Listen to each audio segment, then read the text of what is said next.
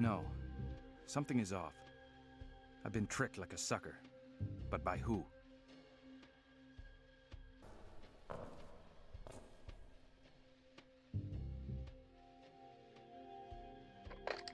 Hello, what number can I dial for you?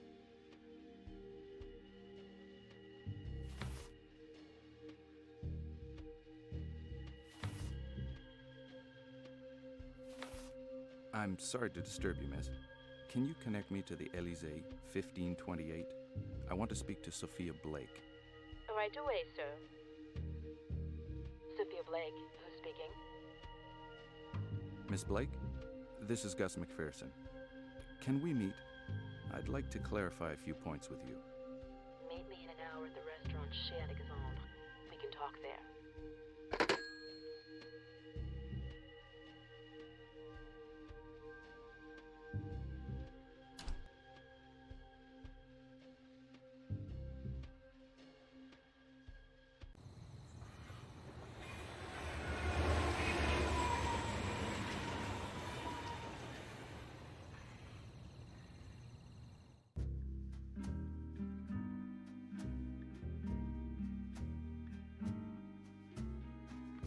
Good evening, sir.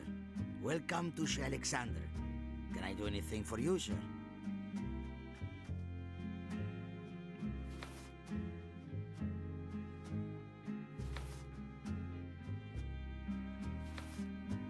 A table has been booked under the name of Blake, Sophia Blake.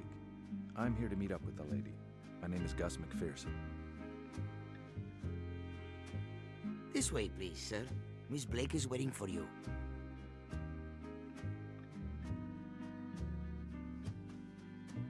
If you want to see me, Mr. McPherson, I imagine it's because you've made some headway.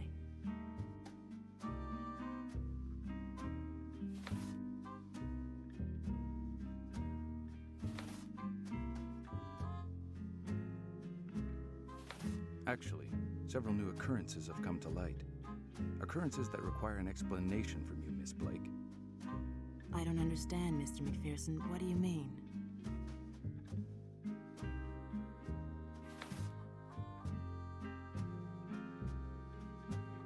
There is one small detail in all this that you failed to mention. The head of Baphomet. Does that mean anything to you, Miss Blake? I don't know what you're talking about, Mr. McPherson. Should I? What I have learned totally contradicts what you said about the Whytes. Who were they really?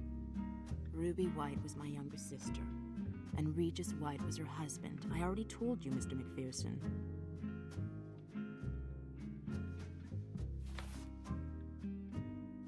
I do not like to be taken for a fool, Miss Blake. All right. I admit that I wasn't totally honest with you. What do you want to know?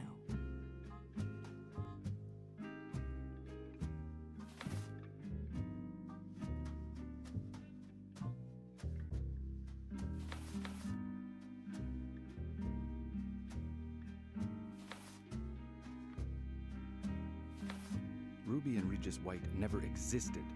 Not as you describe them anyway. Who were they really? I don't have a sister, Mr. McPherson. Ruby Whyte's real name was Faye Johnson, and Jerome Johnson was her real husband. I hired them, a terrible mistake on my part, but I'm not responsible for their death.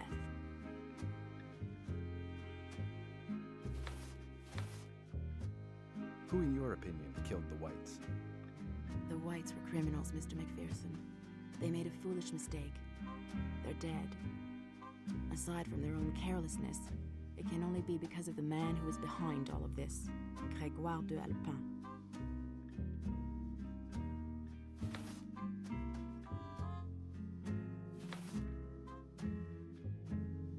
Then you recognize the existence of this man, Grégoire d'Alpin. Who is he really? A madman, blinded by an obsession to possess a supposedly valuable relic, the head of Baphomet. By stealing it, he destroyed my life. D'Alpin led my husband to his death, my family to ruin.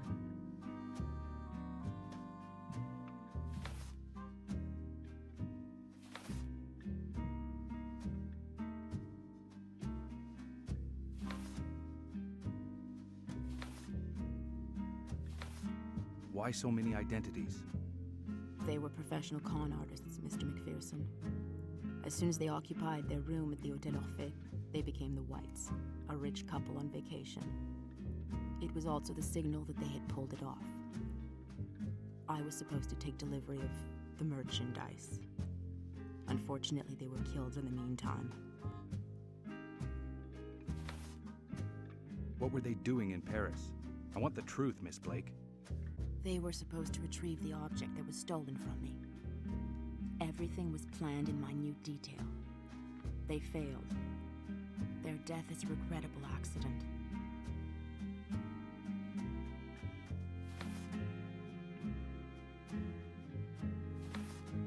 Go and tell the police what you have told me. Inspector Lebrun will be glad to help you. He'll understand, I'm sure. You still haven't understood. The police do not want a part of this. Duelpin has the Paris police in his pocket, Mr. McPherson. Paris is just a puppet on his string. Do you think the killer will strike again? He would do anything to achieve his aim, Mr. McPherson.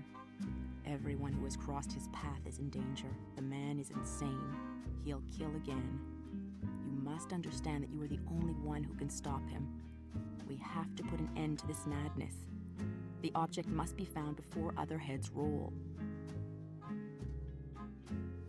In the course of my investigations, I was told about a much coveted object, the head of Baphomet. Does that mean anything to you? The object has been in my husband's family for generations, Mr. McPherson. I didn't lie to you. Grégoire Duelpin stole it from us. My husband, already weak from his illness, died of sorrow. I now want to retrieve what is rightfully mine and avenge the memory of the man I loved. What exactly is the importance of this object, this head of Baphomet? And why is Duelpin so anxious to get hold of it? I don't really know. My husband was very secretive about the value of the head of Baphomet. As for me, I simply want to retrieve what is rightfully mine. But Duelpin and his lot venerate the relic, surrounded with many legends. Legends of immortality. As you grow old, these legends suddenly become a source of hope, a source of life and death. That is a tragic story, Miss Blake. Why didn't you tell me the truth from the outset? I was alone in Paris, confronted by a fearless enemy. I had to act quickly and discreetly. If you had refused to help me, Mr. McPherson, I would have had no one else. I didn't want to be dishonest with you.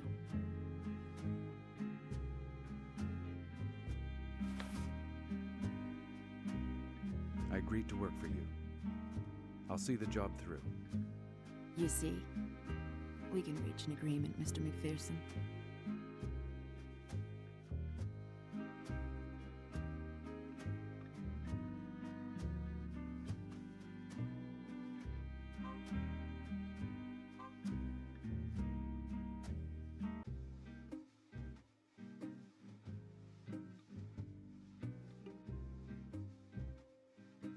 Good evening, sir. Welcome to the Hotel Orphée. My name is Isidore Petit. What can I do for you? When the Whytes returned on the night of their death, did you notice if a car dropped them off? A smart car. I don't remember the make. Who knows? I was here at the desk. Mallet was taking care of the door. Actually, he saw to all the doors. He was a doorman. One good reason why all the locks throughout the establishment ought to be changed. Mallet is no longer with us, and nobody knows what he has done with the master key. Good. Well, if it's all right with you, I have a lot of work to do. Goodbye, sir.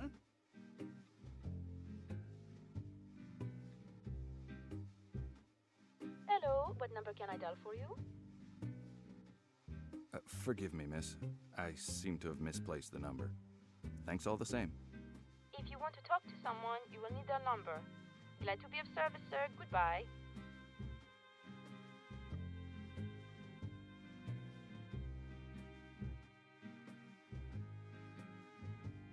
Sir?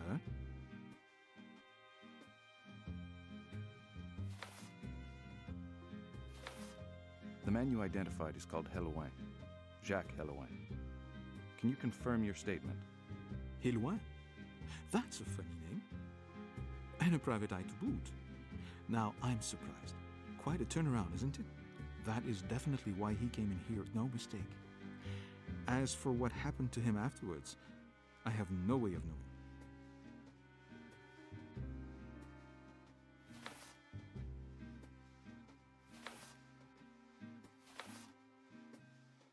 Did Mallet join him, or was it the other way around? Yes, I remember now. He and Mallet had a quick chat, and it was definitely Mallet who met up with him. The man arrived a few moments before Mallet did. What do you remember of their conversation? I didn't hear anything. They spoke in low voices as if they were planning something. As for anything changing hands, I maintain that your man, Eloin, didn't get a thing. He's the one who gave money to Mallet. Mallet is dead. Mallet is dead? That's awful. It's starting to be an epidemic. I can kiss the money the little scoundrel owed me goodbye. Never mind. May he rest in peace. Did he owe you money? Mallet has always been in debt. On the night of the murder, he slipped off without coming to see me. If he had any money on him, he hung on to it. Did you see what direction he went when he left? I don't know. You cannot see outside from in here. You'd better check at the Orphée. Petit, the receptionist, will probably know. He was on duty that night. Thank you. You're welcome.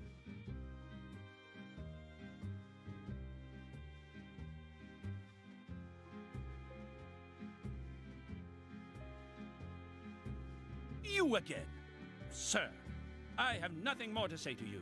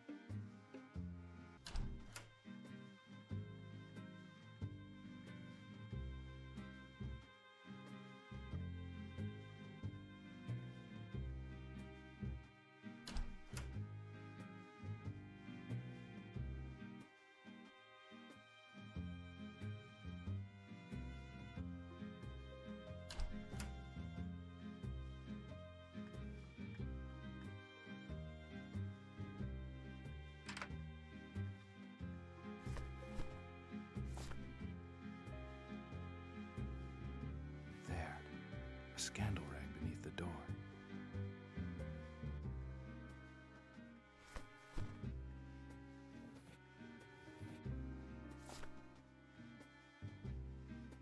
There we go.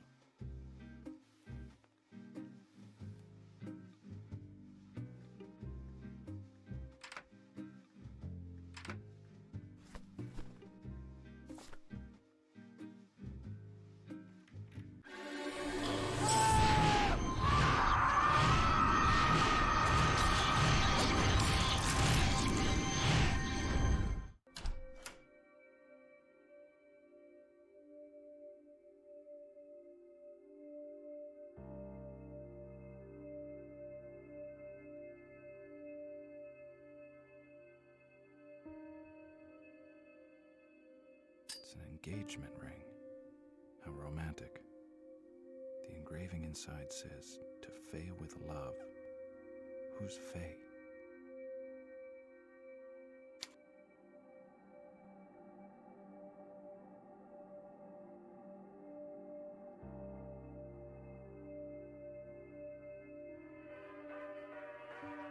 Whew. Smells like ether, only stronger. And my head is spinning.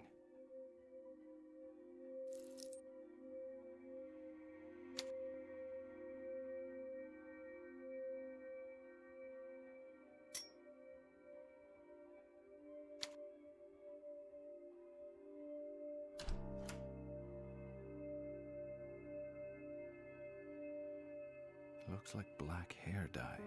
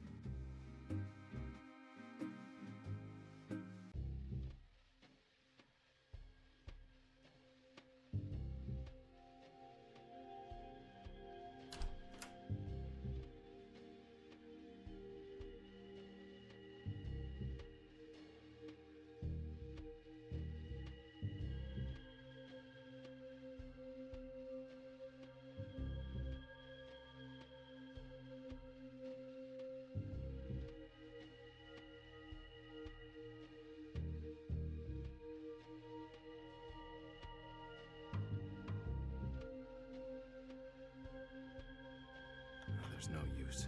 It's locked tight.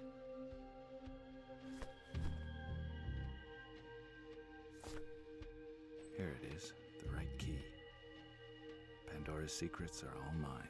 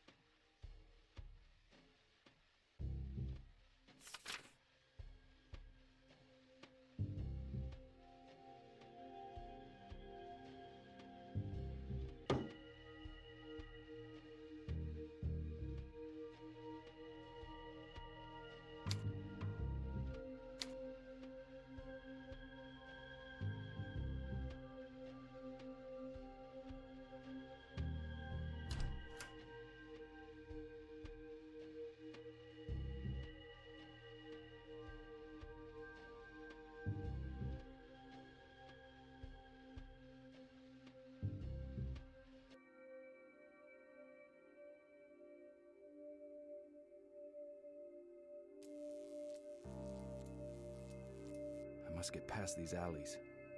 If anyone lays their hands on me, I certainly don't want to find myself in a cell.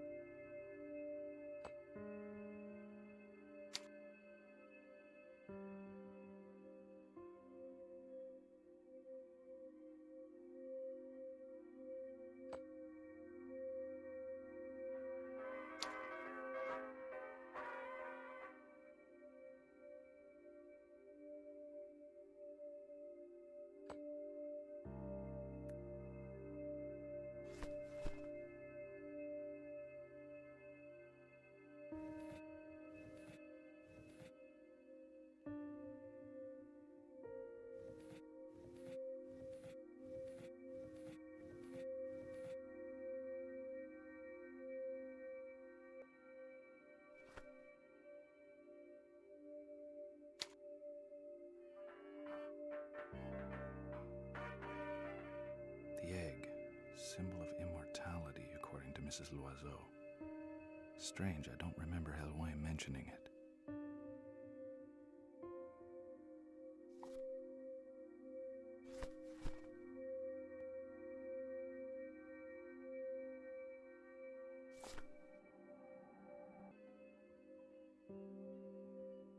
At the heart of the egg, the secret of the soul. A wax cylinder with the cycle of the phoenix by F. Kaufner written on it. All we need now is a phonograph.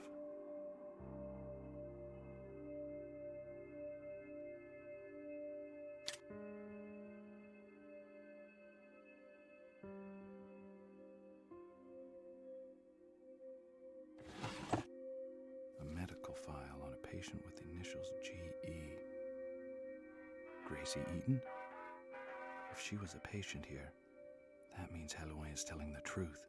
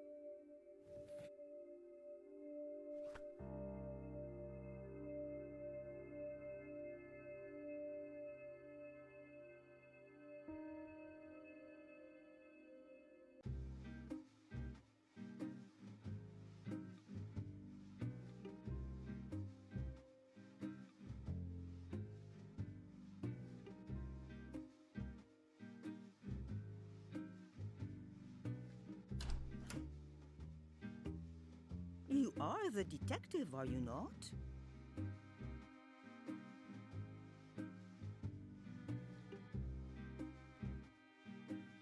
With the arrest of Helwine, this case has taken a different turn, and I'm the only one who can save him from the guillotine. I have to shed light on two investigations at the same time. It is time to decide who you trust, Mr. McPherson. I'm as eager as you to see the end of this nightmare.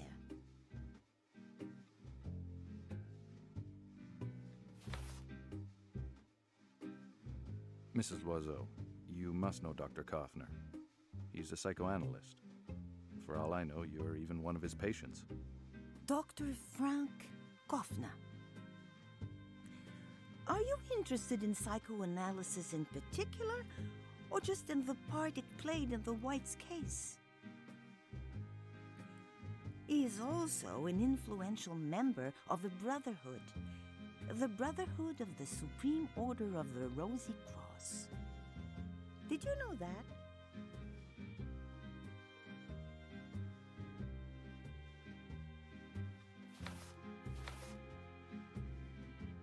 You probably know the Brotherhood of the Supreme Order of the Rosy Cross. An occult brotherhood. Beware. Its members are highly influential in every sector of Parisian life. That is what makes them so dangerous.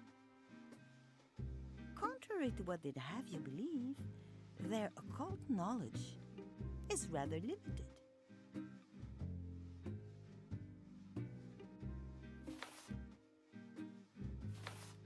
So none of its members can aspire to true illumination, such as you attained, Mr. Loiseau.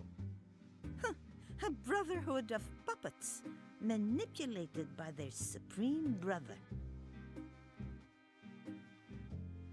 Does this Supreme Brother have such an influence over the members as to endanger my investigations? I fear that his influence is becoming harmful. It is rumored that the Supreme Brother can comfortably manipulate everyone up to and including the Chief of Police himself.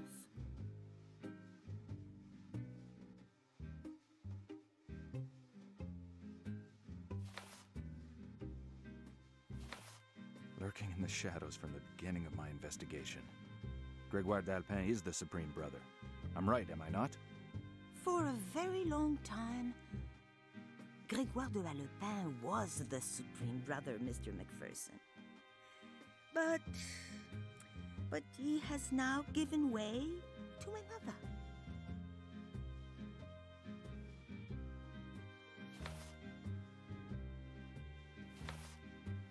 You associate with the Parisian upper crust, Mrs. Loiseau. Can you tell me about Gregoire d'Alpin? Gregoire de Alpin is an extremely rich banker in Paris, the heir of an old family. You're telling me stuff that everybody knows, Mrs. Loiseau. Give me something paranormal, something occult. De Alpin is a powerful man. He works in the shadows, fascinated by the Middle Ages. He is the founder of the Brotherhood of the Supreme Order of the Rosy Cross. Will that be enough, Mr. McPherson?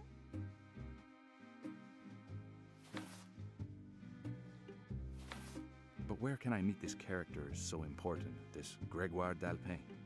He lives in a townhouse in the Marais, but I would be very surprised if he received you. Otherwise, you can always try the Brotherhood. But you would have to be sponsored by one of the members. It is no use going to his bank. It is only open to his own hand-picked customers. It is not a common or garden high street bank. None of this rhetoric will get us anywhere, Mrs. Loiseau. I have to act. If I need any advice from you, I'll know where to find you. Our paths will cross again. I'm sure of it.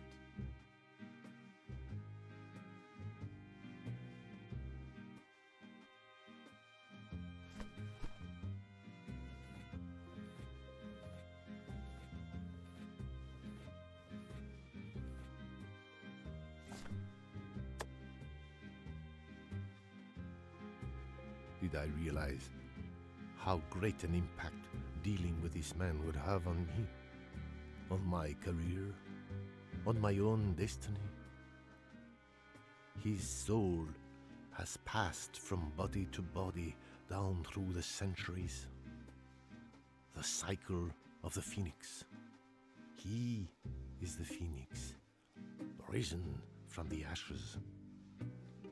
He has confided in me the secret of his power, of his riches, the head of Baphomet. I am very familiar with the myth. The Companion's library featured more than one legend on the subject. Gregoire d'Alpin claims to have been in possession of the head since the Middle Ages. He acquired it on behalf of the Knights Templar and kept it after their dissolution. They dare to call my manifesto a scientific fairy tale. They think they're the leading experts in psychoanalysis. Vienna. I will prove my theory to them. I will prove that Gregoire d'Alpin is immortal. Slowly but surely, my role in d'Alpin's existence has grown in importance. Using hypnosis, I have managed to impose my will upon him, all the while espousing his ambitions. I shall be his successor as the head of the companions. His power, his riches, the Baphomet, it will all be mine. I shall be his heir. The time has come. This evening, the Alpin wishes to see me at his manor. Gracie Eaton, his Adeline, will be there. Tonight, I shall become the greatest. Neither Vienna nor the Alpin can stop me now. The old fool is convinced that I'm ready to receive his soul. Ready to receive his riches, more like. And the influence that comes with them. Then Vienna shall pay for its insolence.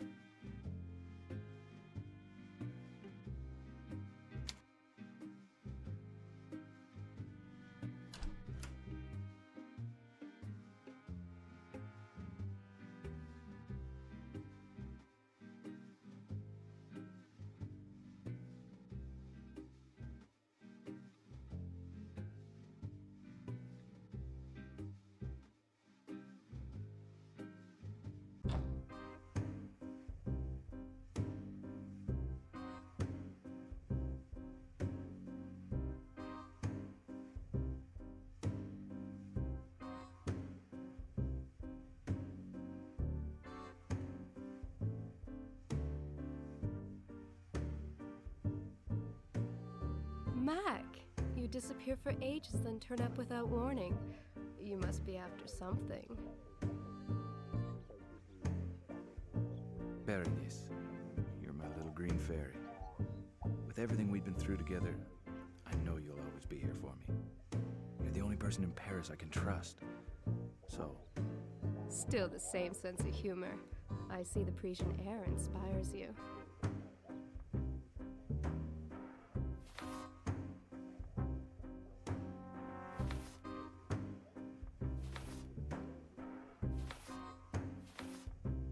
Berenice, do you remember the other night before you came round to my place? I had some complications. That guy who got away from me. Well, I caught up with him, but I need to know if you have seen him here before. Eloin. Jacques Eloin.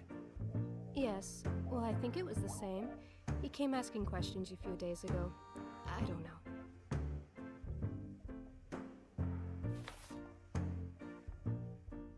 Bebe, those beautiful eyes of yours surely saw a beautiful stranger, especially an American. Do you remember a guy at the Alembic going by the name of Paul Eaton? It's funny you mention it. Another detective came and asked me the same thing a few days ago. Good-looking bloke, that P.I. Nice mustache. Yes, I remember Eaton. He was hanging out with the Alembic crowd last month.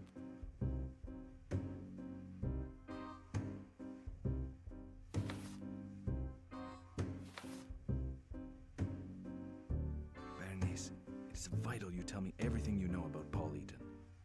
And I warn you, everything he has told you is probably lies. I think his name is also a fake. He was not very chatty, Polly boy. I must say, he did not speak French very well. All I got was that he was in Paris with his sister, who I never saw. He hinted once or twice that they were onto something big, loads of cash, easy work. You know, Mac, now that I think of it, Paul Eaton was definitely the dodgy type.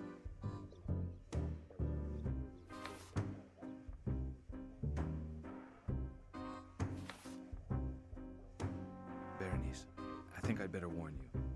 This Paul Eaton is mixed up in some dirty business. I just hope the boss, Albert, did not trust Eaton too much. Paul and old man Hulot? Of course they know each other. They even got really chummy. Hulot, the boss? Is he there? Maybe he noticed some things that you missed, Bebe. You know, you might have been too busy staring at that tall, dark American to notice anything peculiar about him. Albert is not here. I was supposed to meet him here this morning, but he's not come by today. You know, Mac, Albert Hulot has not changed. He is as weird as ever. If I see him, I will tell him you're looking for him.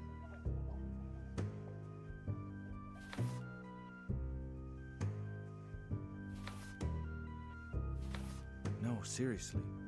You're really the only person I can trust. I have one or two questions that I need you to answer. Mac, you know full well I would not refuse you anything. Ask, I'll find you the answer.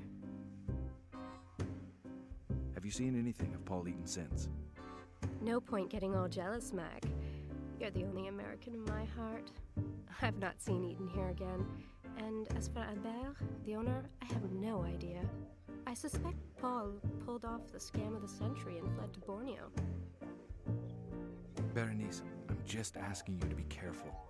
This business is complicated and more dangerous than it seems. Anyway, I'm off. See you soon. Ciao, Mac. Take care.